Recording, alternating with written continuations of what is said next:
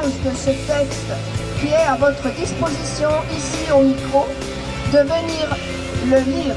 C'est un pays où l'on a gravé liberté, égalité, fraternité au fronton des mairies. Je pensais vivre dans un pays qui soigne les femmes et les hommes, quel que soit leur passeport. Je pensais vivre dans un pays qui tend la main aux sans-abri, qu'importe leur lieu de naissance. Je pensais vivre dans un pays qui tend la main aux sans-abri, qu'importe leur lieu de naissance. Je pensais vivre dans un pays qui accueille les étudiants étrangers à bras ouverts. Pays où l'on a tous les mêmes droits, qu'on soit banquier d'affaires né à Saint-Cloud ou femme de ménage d'origine congolaise. Je pensais vivre dans un pays de résistance. Je pensais vivre dans un pays qui a su faire taire le bruit des bottes. Je pensais vivre dans un pays qui a retenu les licences de son histoire et de son passé. Je pensais vivre dans un pays où la préférence nationale n'aurait jamais sa place. Je pensais vivre dans un pays qui descend dans la rue pour faire barrage à l'obscurantisme.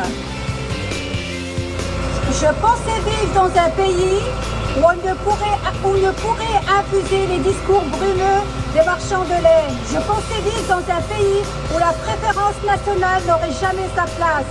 Je pensais vivre dans un pays où le rétrécissement du droit de sol serait une injure, une ineptie. Qui a été le refuge pour nos mères, nos grands-pères, nos voisins, nos docteurs, nos ouvriers.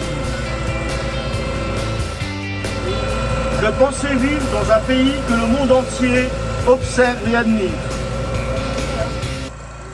La CGT appelle le monde du travail à se mobiliser massivement et à faire cette journée, une puissante journée de manifestation. Le contenu de la loi reprend les principales propositions du Rassemblement national et remet en cause nos principes républicains. C'est une loi xénophobe qui assimile l'immigration à la sécurité, qui stigmatise l'étranger par sa nationalité, sa religion, qui est soutenue par l'extrême droite. C'est une loi en opposition aux valeurs républicaines, avec application du principe de préférence nationale pour l'accès aux allocations sociales et familiales, avec remise en cause du droit du sol pour les enfants de parents étrangers, et qui est contraire à la Constitution sur de nombreux points. C'est une loi contre les femmes et les familles. Elle précarise davantage les femmes qui, pour la plupart, travaillent dans les métiers souvent dévalorisés. Elle remet en cause le droit aux aides au logement et à l'hébergement d'urgence. Elle remet en cause l'accès à l'aide médicale d'État.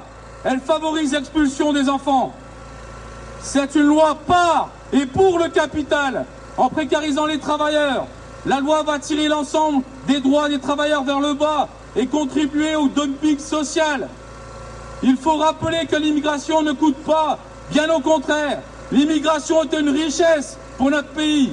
Chaque année, les travailleuses et les travailleurs étrangers font entrer près de 60 milliards de cotisations sociales et d'impôts, et qu'ils occupent des secteurs essentiels pour l'économie. Le bâtiment, par exemple le bâtiment, le nettoyage, le traitement des déchets, ou encore les métiers de la santé, où nombre de soignants et soignantes sont des travailleurs et des travailleuses étrangers.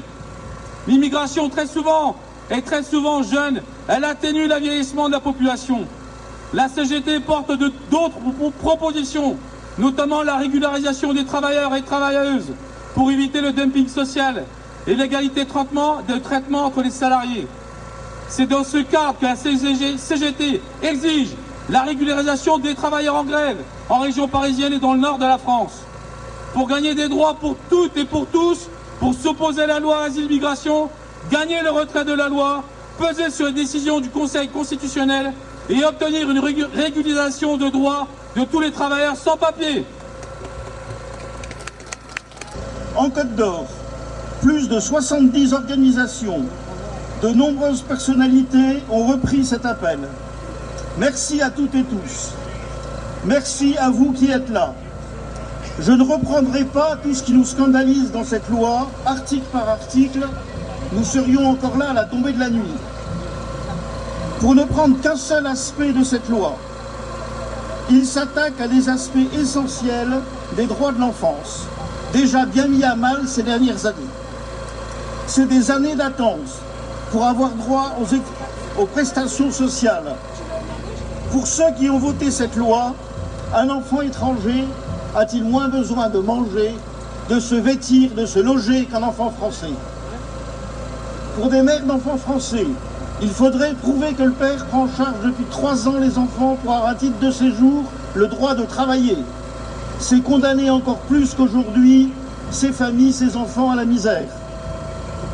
Pour le regroupement familial, c'est-à-dire simplement le droit de vivre en famille, censé être garanti par la Déclaration universelle des droits de l'enfant qu'a signée la France, c'est un parcours du combattant encore plus inaccessible pour beaucoup. Mesure la plus ahurissante et scandaleuse peut-être, pour le regroupement familial, il est maintenant exigé d'avoir un niveau de français, comme si une famille, aujourd'hui, isolée, dont un membre a pu arriver à être en France, pouvait sans problème accéder à des cours de français au Darfour ou en Afghanistan.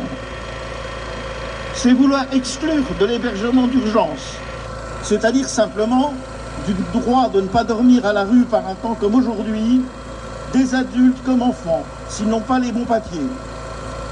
L'hébergement d'urgence est déjà loin d'être effectif aujourd'hui, il va être encore beaucoup plus dégradé.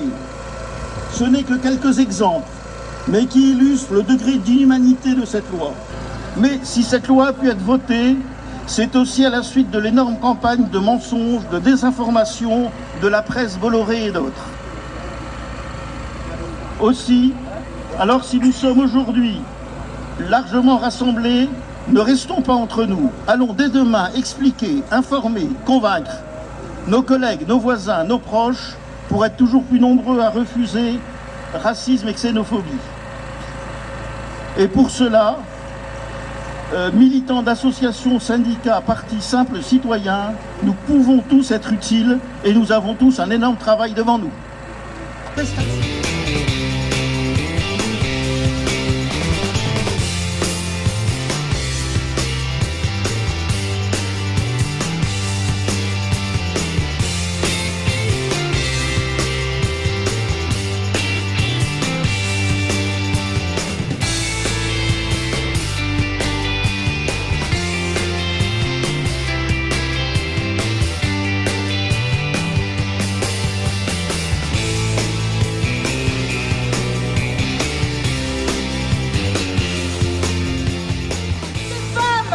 Qui pour la plupart travaillent dans des métiers souvent dévalorisés.